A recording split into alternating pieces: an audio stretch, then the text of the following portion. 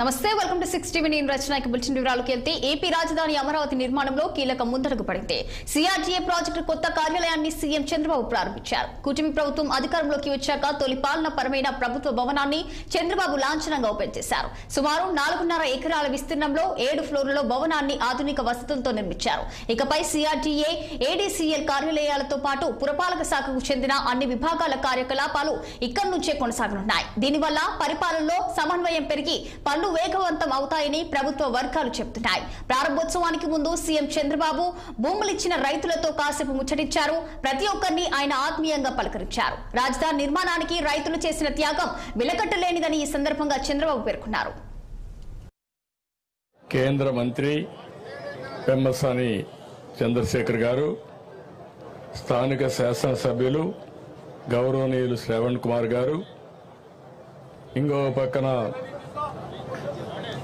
గౌరవనీయులు నరేంద్ర గారు, శ్రీనివాసరావు గారు, పట్టాభి గారు, municipal administration secretary Suresh Kumar గారు, సిఆర్డీఏ కమిషనర్ కన్నబాబు గారు, అధికార యంత్రాంగానికి అందరికంటే ముఖ్యంగా ఈరోజు ఇక్కడ సిఆర్డీఏ ఆఫీస్ ఓపెన్ చేసుకున్నామంటే దానికి కారకులైన రైతు సోదరి సోదరమణులందరికీ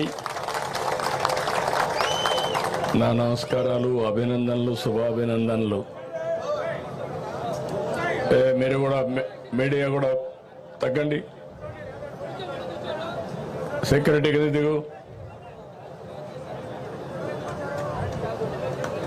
ఎగ్జాక్ట్గా ఈరోజు మీటింగ్ ఎట్లయితే పెట్టుకున్నామో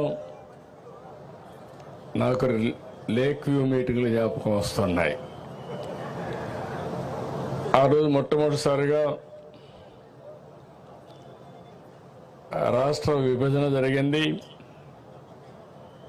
జూన్ 2వ తారీఖున 2 రాష్ట్రాలుగా విభజన జరిగింది.